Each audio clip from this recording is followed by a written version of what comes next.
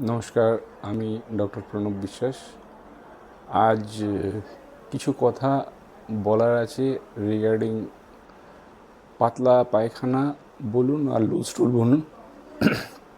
এই পাতলা পায়খানা বা লুজ স্টুল যখন বাচ্চাদের হয় তখন আমরা দেখে থাকি যে বেশিরভাগ ক্ষেত্রে কিন্তু এই লুজ স্টুল অথবা পাতলা পায়খানাগুলো কখনোই সিভিয়ার ইনফেক্টিভ অর্গানিজম দিয়ে বা ব্যাকটেরিয়া দিয়ে ইউজুয়ালি হয় না, কারণ বাচ্চারা বেশিরভাগ ক্ষেত্রে, বিশেষত 6 মাস থেকে 1 বছরের যে সমস্ত বাচ্চারা আছেন তাদের থেকে কম বয়সীও হতে পারে, তাদের হঠাৎ করে যদি কখনো ডায়রিয়া বা লুজ স্টুল ডেভেলপ করে, সঙ্গে সঙ্গে কখনো কখনো দেখা যায় যে একটু ভমিটিং বা বমিও হচ্ছে।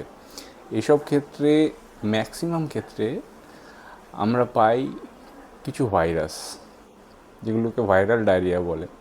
কখনো কখনো বা সামান্য সর্দি কাশির পরে এই পাতলা পায়খানা কিংবা বমি শুরু হয়।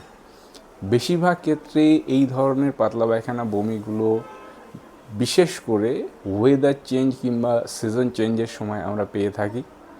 এতে কখনোই ইনফেক্টিভ অর্গানিজম থাকে না, যার জন্য বৃহৎ বড় বড় অ্যান্টিবায়োটিকের প্রয়োজন অনেকে মনে করেন, বা প্যারেন্টসরাও কখনো কখনো দেখা যায় যে কারো পরামর্শ না নিয়েই ওষুধ শুরু করে দেন। তো আমি এটাই বলতে চাই যে আগে যদি আপনি কারো পরামর্শ নিয়ে নেন ডাক্তারবাবুদের, তাহলে কিন্তু আমরা এই ভাইরাসজনিত যে সমস্ত রোগ, বিশেষ করে ছোট বাচ্চাদের যাদের ইউজুয়ালি অ্যান্টিবায়োটিকের ইউজের কোনো প্রয়োজনই থাকে না, সেগুলো আমরা কনজারভেটিভ ম্যানেজমেন্টে অথবা সামান্যতম ট্রিটমেন্ট দিয়েও ঠিক করে তুলতে পারি। তারা সম্পূর্ণরূপে সুস্থ হয়ে ওঠে। সিমটোম্যাটিক ট্রিটমেন্ট আমরা বলি, যেমন যদি অতিরিক্ত ডিহাইড্রেশন হয়ে যায় পাতলা পায়খানা হতে, তখন অনেক সময় তারা খেতে চায় না, তখন একটু স্যালাইন দিতে হয়। তাতেই ধীরে ধীরে ধীরে ধীরে আরও কিছু ছোটোখাটো উইদাউট অ্যান্টিবায়োটিক কিছু মেডিসিনস আছে, সেগুলো ইউজ করলেও কিন্তু দেখা যায় যে এই ধরনের ডায়রিয়া কিংবা পাতলা পায়খানাগুলো ধীরে ধীরে ঠিক হয়ে যায়। তো আপনাদের কাছে আমার রিকোয়েস্ট যে এই ধরনের যদি কোনো অসুস্থতা আপনার বেবি বা বাচ্চাদের হয়ে থাকে, তাহলে হঠাৎ করে কোনো অ্যান্টিবায়োটিক শুরু করবেন না। দরকার হলে পরীক্ষা করুন, পরীক্ষা করে যদি কিছু পাওয়া যায়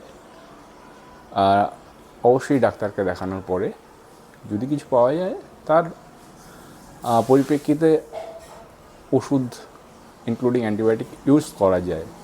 কিন্তু যেখানে দরকার নেই সেখানে অ্যান্টিবায়োটিক ইউজ করে শুধুমাত্র ভাইরাসের এগেনস্টে, বা কখনো কখনো দেখা যায় যে ভাইরাল ইলনেসের পরে ল্যাকটোজ ইনটলারেন্স হয়। ল্যাকটোজ মানে দুধের মধ্যে এমন একটা প্রোডাক্ট যেটা খেলে পার্টিকুলারলি ওই ভাইরাল ইলনেসের পরে দেখা যায় যে লুজ স্টুল শুরু হয় এবং সেটা থামতে বহু সময় লাগে।